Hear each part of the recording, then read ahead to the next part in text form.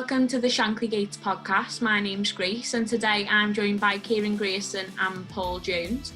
We're going to start by reviewing Liverpool's game against Leicester on Sunday. So we'll just go with first impressions first. So Paul, what did you make of the game? For me, I thought it was a very, very professional performance. I think people have got to understand that Leicester are a very dangerous opponent. You don't only have to look at the results that they've had this year. They've been to the Etihad and scored 5. I think they got a good result at the Emirates Stadium. They are such a tough opponent at the moment. But having said that, I thought Liverpool were outstanding. We didn't try anything too sort of smart, too difficult. We kept things simple.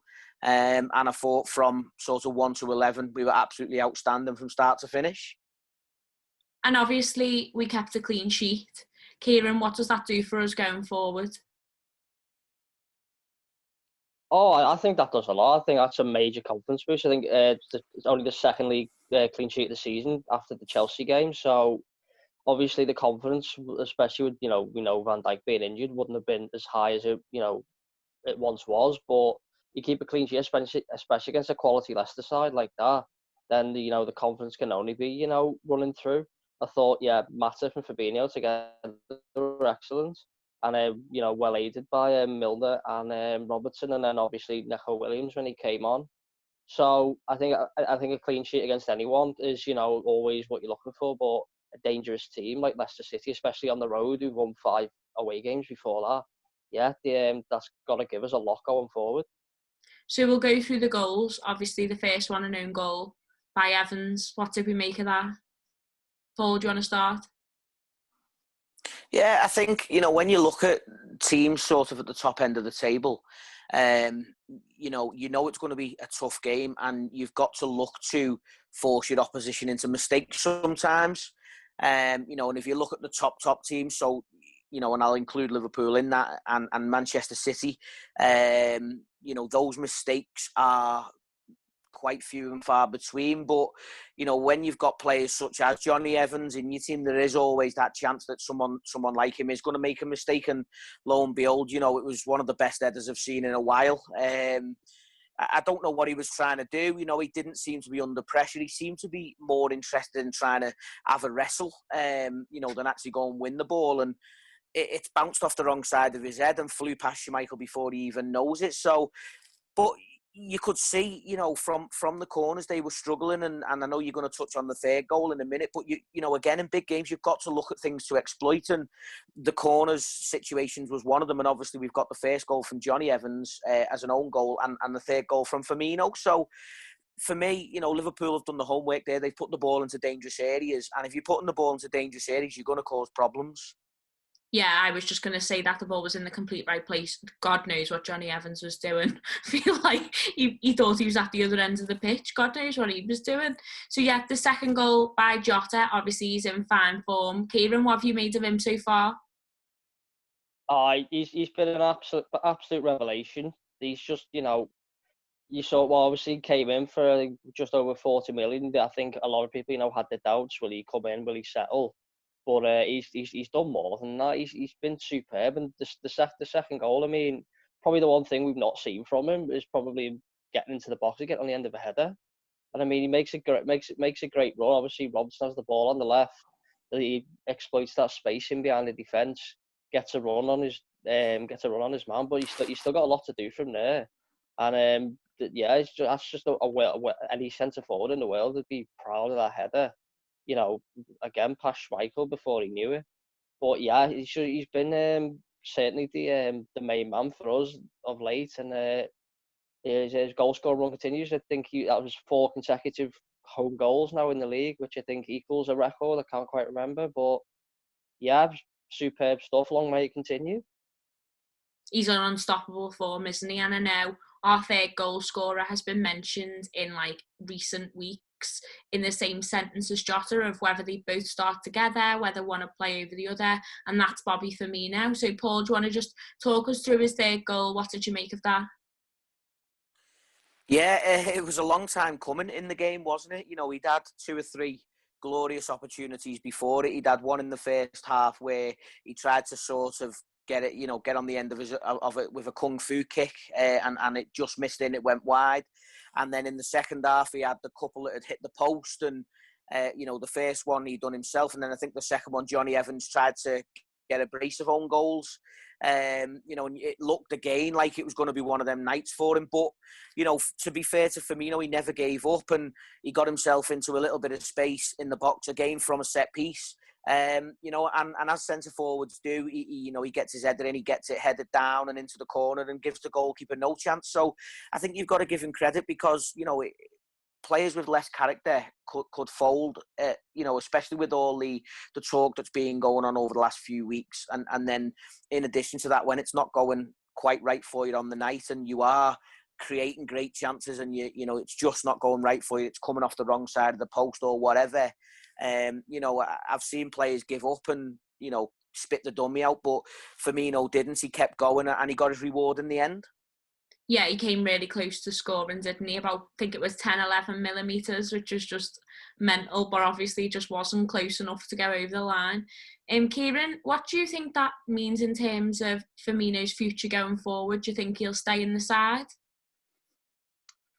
It's an interesting one. I think obviously we know that Salah didn't play at the weekend, so I thought, it was an absolute certainty to start. And then obviously we saw at Man City when the four of them are available that there is a system there for all the Fab Fours. We branded them a couple of weeks ago to play. So I do think he'll definitely feature more times than he won't.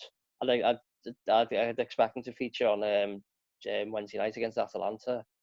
So obviously the players' game times need to be managed. I think Bobby's one, certainly if he is one of the first names on the team sheet for what he does. So I don't see him having a spell out. I think he will play more than his fair share of games. And Jota got Player of the Month this month. Paul, what do you think that means for him? What do you think of Jota so far? Yeah, I think it's well deserved for him, to be honest with you. He's come in and, sometimes when you sign players, they come in and there's an air of expectation around them already, and that can hinder them. I think Jota come in with not much of an expectation, and I think people were just quite patient and sort of willing to wait and see with him. And, over the period of the last couple of months, he's been an absolutely outstanding addition to the squad. You only have to look at, the previous couple of games in terms of, especially the Champions League over in Italy when we played Atalanta. And then, as Kieran mentioned before, I think he'd become the first player to score in his first 4 home games at Anfield ever for Liverpool. So, if you're breaking record like that against some absolutely outstanding top players and legends that have been through this club, then you must have something about you. The challenge now for Jota is obviously to keep that going. We've got some tough games coming up. He's got some tough competition for places in the team in obviously Salah, Mane, Firmino. You look at sort of after that, you've also got Minamino sort of pushing and knocking on the door. You've got Origi who came on the other night as well. So there is competition for places up there, and it's up to Jota to, keep in form, basically. And if he keeps in form and he keeps banging the goals in, then, he'll be playing a lot more than he isn't. I think he's just completely increased our threat going forward, hasn't he? And boosted our attack, made it a lot stronger, made us more reliable as well in terms of if anyone gets injured, we know that we've got an extra person on the bench to come in and score those goals for us. So looking ahead now to tomorrow night's game against Atalanta. We'll start with you, Kieran. What do you think? Well, what do you think the score's going to be? How do you think Liverpool are going to fare against Atalanta? I'd expect a much tougher game than the last game against Atalanta. I thought they were very poor in the last game. I know we won 5-0, but it could have been more on the night. So I expect them to come and give us a much bigger challenge than last time. But after 3 games, we find ourselves top of the group, 9 points out of 9, and no goals conceded. So the team have got to, they've got to be at the highest amount of confidence you can from that, and especially with the chance if we win tomorrow, we know we're through. So for me, we've got to go into that game very positive.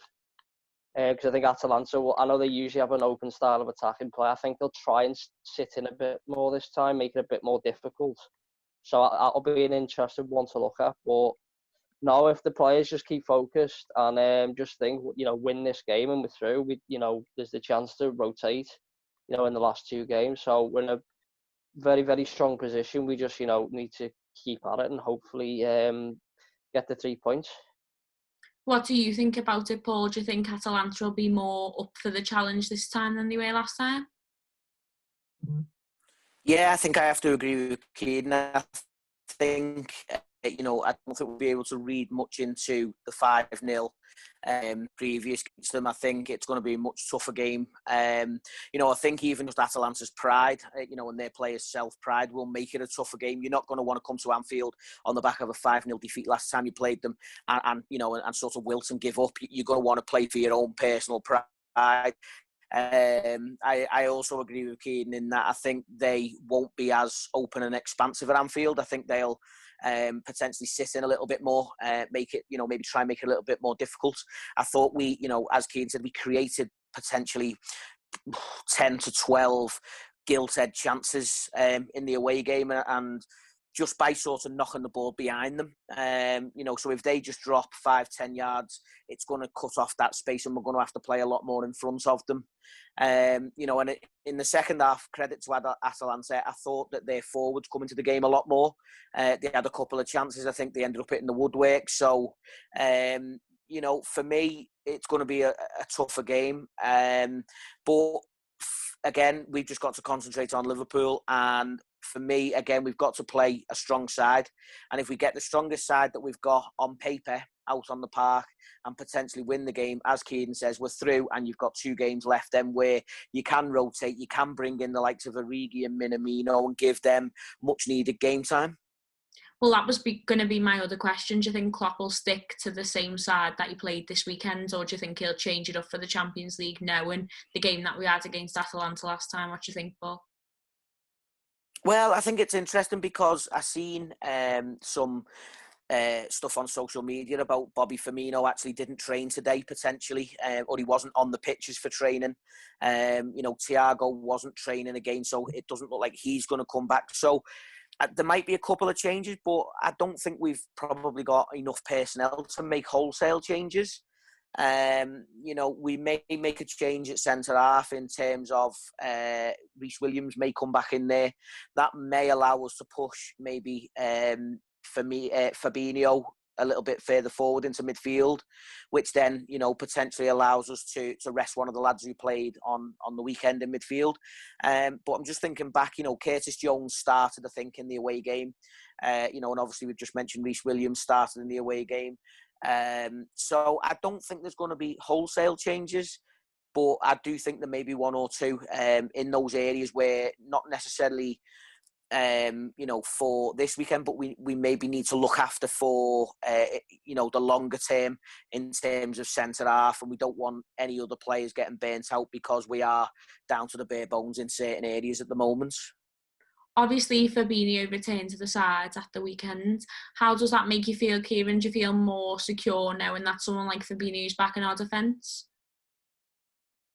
Well, definitely, yeah. I mean, obviously not the position he would, play under normal circumstances, but I saw, his record at centre back for us is outstanding. I think he's won every single game he's played for us there.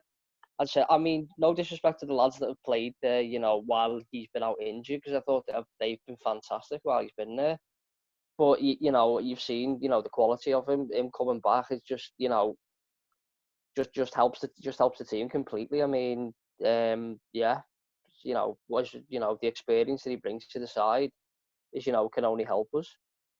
I think he's proved that he deserves to be in that position as well. I think he's shown his quality, hasn't he? So he'll probably stick with that. And then looking ahead to next weekend's fixture, we've got Brighton. What do we think about that, Paul? Do you think 3 points for us? I think, much has been said about the kick-off times, and it's not just Liverpool that have had those complaints. Guardiola, has had those complaints, and obviously a bit more vocally and recently was Ole Gunnar Solskjaer when they went to Goodison. And he wasn't very happy, even though they'd won the game, and I think he was quoted as saying that his team were hung out to dry and were sort of left to lose and things like that. So, but they didn't. They went on and won the game. Having said that, going to Brighton is going to be a tough place. They like to play good football, and I think, especially over the last couple of years. I know we went down there 3 or 4 years ago and scored 4, but it's been quite a tight game against Brighton over the last couple of years, whether that be at Anfield or down at the Amex. So, having said all that and taking it all into sort of consideration, they're sat at home with the feet up on Wednesday night, whereas Liverpool are in a tough Champions League game. There's not much time in between. We will train on Thursday and Friday, and then I'm guessing they'll fly down sort of Friday evening time. So, it's not much time in between, but we are used to dealing with these situations, albeit that it's a bit more sort of heightened this season with the shorter turnaround times and things. But we're used to dealing with it. We're used to, sort of only having a couple of training sessions in between matches. I think it's going to be tough, but I've got to sort of go with Sadio Mane, and what he said is that tiredness is a state of mind, and if we keep going with our positive mindset, then fatigue will only set in sort of as and when the season ends. And it will be tough, but I think we've got to go there in a positive mood. We're in great form at the moment, and we've got to go and look to go and get the 3 points. I think one positive we can also take from that game is Tariq Lamptey, who's been brilliant for them since the start of the season. Picked up a red card at the weekend, so he'll miss the fixture next week. I think that's one positive we can take. He's proved that he's been class for them at the start of the season, really showed promise. So yeah, Kieran, what do you make of the fixture at the weekend? Yeah, I'm as Paul said, I'm expecting a tough game. I mean, Brighton are going to be well set up, well drilled. Certainly when the big teams come to town. So I expect them to, sit in a bit. As you just mentioned there, one positive is, Tariq Lamptey, I think, has been a bright shining light for them. Certainly the back end of last season and this season, he's a real threat going down that right-hand side. So they're going to have to bring someone in there who won't be, as good going forward. So that's definitely a good positive for us. But no, we've just got to focus on what we've got to do. I mean, I'm never 100% confident with any away game, to be honest. So we've got to go there with the right mindset. See how we get on in the week. Hopefully, not get too many injuries or not too much fatigue in the side. I know it's a quick turnaround, 12:30 kickoff on Saturday, but it is what it is. We've got to go there and we've got to perform. We've got to build on the good work that we've done. Follow that Leicester game up with hopefully another win, and then hopefully, obviously, a couple of sides around us playing each other. We can, if we just show the rest of the league what we're about, I think in the next couple of weeks, a couple of good performances, we could start to, hopefully pull a couple of points clear, and hopefully, the other teams are going to be looking and go, oh look, Liverpool are off again. Well, I think we've shown that we can do that. I think as well, in terms of the fixture times, there's nothing we can do to change that now. Klopp's just said, hasn't he? Unless the Premier League do something about it, it's not going to change. So we need to ensure that our players stay fit, but also we've just got to hope that we get some good results. We're going to finish with our hot topic, and this week it's about fans returning to football stadiums. So they've now said that 4,000 fans will be allowed to attend matches, providing on what tier your area is in. Paul, what do you make of that? Obviously, I think the first thing to say is that it's absolutely a positive. We all want to get back to the match as quick as possible. I was just going to mention something about Brighton, and that it's actually now this will be obviously the second season that we've missed Brighton away.